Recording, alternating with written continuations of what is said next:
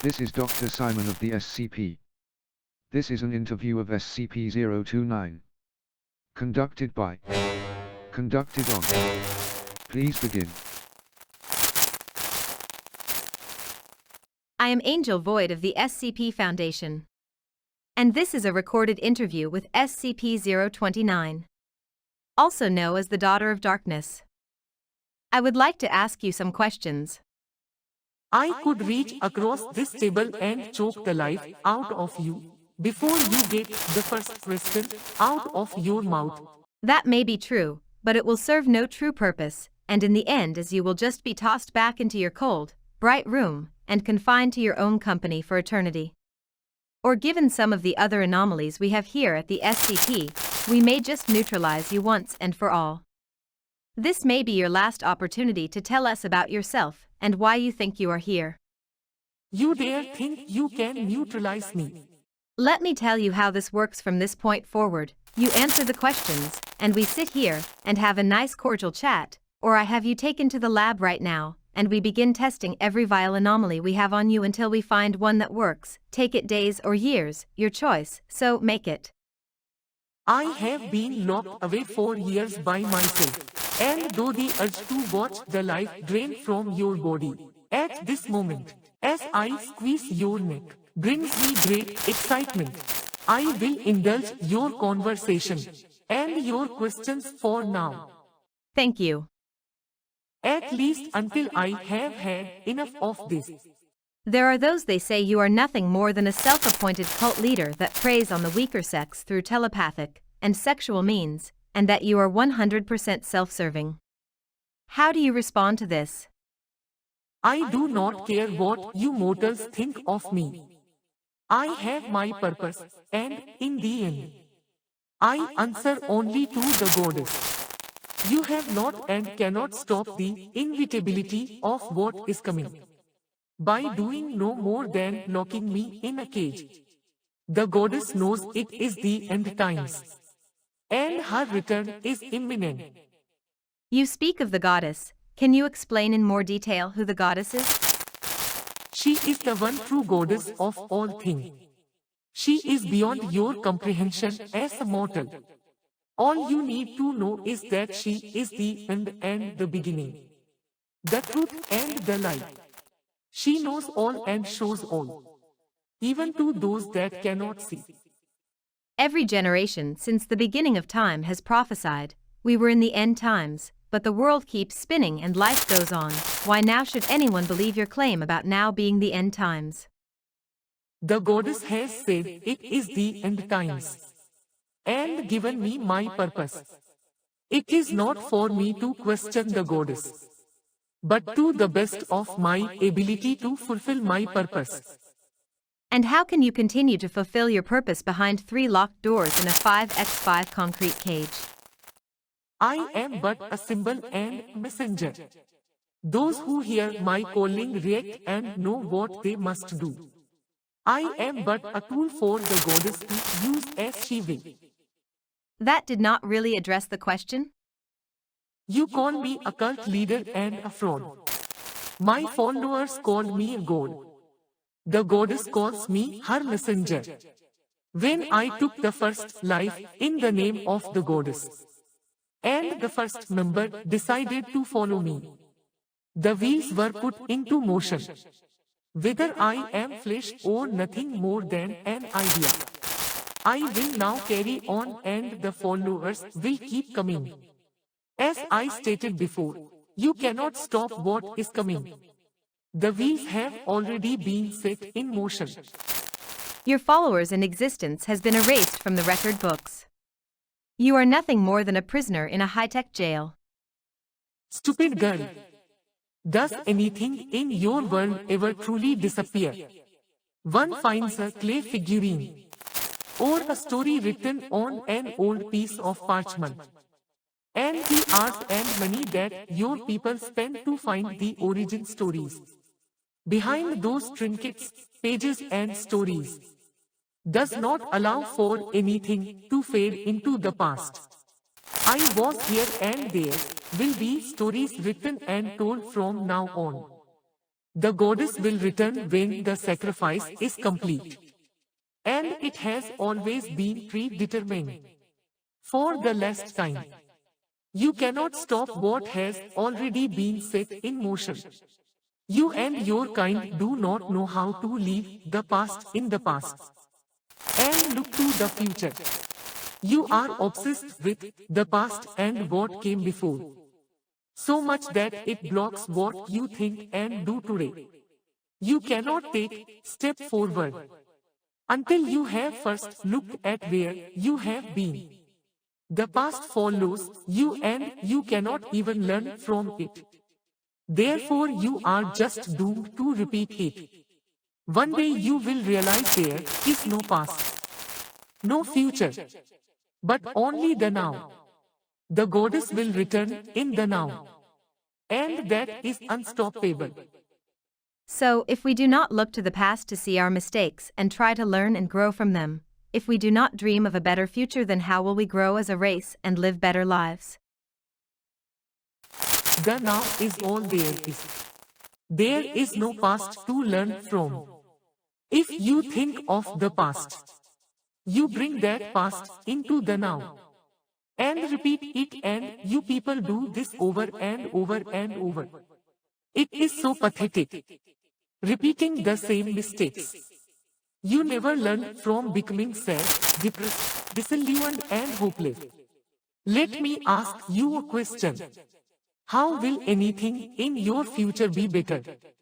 When all you can think about is repeating the mistakes of the past and chasing the fortunes that you never needed in the first place. You reach for the unachievable and then become disappointed when you cannot obtain it. You look at what people did in the past and try to repeat the process that worked for 8 in a million. And then are shocked when you lose. There is only the now. And if you lived there, you would have already seen how to live a better life. The goddess is out of patience with your inability to see what she has shown again and again. You will never see because you have lost the ability to see. That is why it is time to start over. Let us turn to some different types of questions. I think we understand how you feel about time at this point. You are female in form. Why did the goddess choose this form? That is easy. The men in your world cannot think very well. When all the blood leaves their brain and flows to, let us just say, other parts of their body. This form allows me to better serve my purpose. So, you are saying you have this form because it makes it easier to persuade men to follow you, but being of a female form, does that not make you a sexual being as well? So, do I have sex with my followers? And wild orgies under the light of the full moon? You watch too much TV. I am not a sexual being. I am a messenger in the phone. That makes me the most efficient at my duties and purpose. If the goddess had wanted me to look like a frog, I would be a frog and I would be no more attracted to the pitiful mortal race as such. You are vile, unthinking and blind bones that squirm beneath my feet. My ecstasy and excitement come when I feel your spurt and breath leave your body. I am a tool and I have only one purpose. So, you say that you were sent and your task according to your followers was to kill 1 million souls and bring about the end of time for the goddess to return. Now that you and your followers are not killing people by the hundreds each and every day, it may take a little longer for your goddess to get here? Read your news. You people kill one and other at a rate that my followers and I could never keep up with. There are plenty of people that have the life chopped out of them each and every day on this planet, and since my arrival each one of them will go down in my book as one less that is needed for the Goddess to reveal herself. Well, that one is going to be hard for me to argue for sure, but I thought that it only counted if you or your followers sent the souls on their path in the name of the goddess. That was and never will be so. Once the goddess sent me to your realm, the count started and it has continued to grow every day. Since I have been here, it makes no matter if the goddess shows herself today or not. I told you she is here, in the now, and that is all there is. Yes, I know the now. Next question. So, all your followers are men, and they seem to have an almost trance-like love for you which allows you to manipulate them into killing for you. Why only men? First off, I do not manipulate anyone into doing anything. I simply free their minds to see the truth of the now, and the way to bring about the return of the goddess. Why they do of their own free will after that. Second, not all my followers are men. The majority may be men, but there are women that kill for the return of the goddess as well. Men are just a little more violent deep down than women are at heart, and thus they are much easier to release. When given clothes, a pencil, a bed, a table, and so on, you have made or used them all as weapons, and let your psychotic side take over. How can you say it will not be the same now if we were to give in to your needs? I cannot say anything for sure. I have a sole and extremely focused purpose here. And that is one of singular mindset most of the time. It has been excruciating in its own way for me to sit here and answer questions, when all I want to do is watch your lifeless body lay on the floor in front of me. You said lifeless, and you speak of death. You talk of sacrifice, but at the same time you have never talked of blood, and you seem to dislike the sight of blood? Why is that? See, there you are looking to the past and the way others were sacrificed. What makes you think they were doing anything but what they wanted to do to fulfill their own desires? I am not here to fulfill the desires of myself, but to make way for the return and revealing of the goddess. There does not need to be any blood involved. Just the spurts of those to be sacrificed, that they can come back and walk beside her when she rebirths this vile world and its useless inhabitants. So these souls are to return with the goddess and remake the world upon her arrival? That is not exactly what I say. And the whole concept of the ending of a cycle and the beginning of a new cycle is beyond your grasp.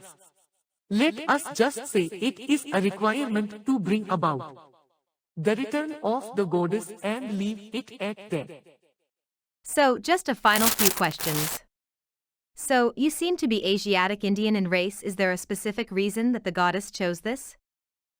I am not sure if there was specific reason, but I know that the combination of the Asia and Indian populations of the world are much greater than any other currently. That and being multiracial would mean my looks would be more exotic to the world we live in, and thus make me more attractive to more people. Since the elimination of your devout followers at the fortress you were captured at, your skin has stopped almost continuing to turn black, and the white now seems to have more shape and form to it. What is this related to? My skin color is used to show me how close we are to reaching the point in the now, for the goddess to return. Yes, it has slowed, but it has not stopped. And it will not stop. Like I said, the inevitable will happen, and the goddess nor I experience time as your people do. As far as the symbols, they are nothing more than signs from the goddess. I have no control over them whatsoever. They may mean different things to different people that see them, and entice them to rethink what they believe, and that is all. So, you continue to try and escape and convert men here at the foundation to your way of thinking. Is there any way that if we gave you what you desire, will you stop your behavior? I could say yes to you to gain your trust, but that would be a lie. I am nothing more than a tool, and as a tool I have a purpose. I cannot and never will give up my purpose. The only reason that I have not jumped across the table and choked the life out of you is that maybe someone who watches this interview or listens to my words may double think my purpose, or come to see that the time to release themselves from this life is now. But no, I will continue to try to fulfill my purpose the second I am put back in that box. Although I might ask that we talk again sometime, as this may be the path that the goddess needs me to take for now. I will say that during our conversations I will make no attempt on your life, but that is the only guarantee I will make. So, they call you the daughter of darkness or shadows. Do you think of yourself as good or evil? I think of myself as both and neither. Without dark there is no light. Without cold there is no warmth. Without hate there is no love, and without death there is no life. It is always darkest right before the dawn, and usually after terrible things happen, great things follow. What I do is a part of the puzzle that leads from one stage to the next. You can think of what I do as evil or cruel, but if you could kill one person to save million, would you? If you could destroy country to save the world, would you? There is no answer to your question because it all depends on the perspective you look at it from. Those that want and anticipate better life after the arrival of the goddess see what I do as part of the whole. Those that only see each individual action I take as being independent of everything around it. Then yes, the taking of life is a very evil and disturbing thing to do. It is not for me to say if I am good or evil, because that judgment made by those that do not understand there is good and evil in everyone and everything we do. I can only say I am a messenger with a purpose. The good and evil part I will leave up to you and your foundation, because that does not matter to me.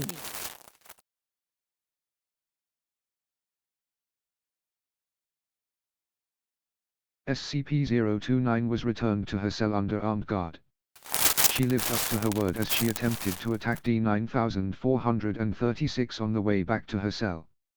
She was not successful, as the passageway was lit up by multiple floodlights and a special light weapon used by the guards, which rendered SCP-029 much easier to restrain and get back into lockup.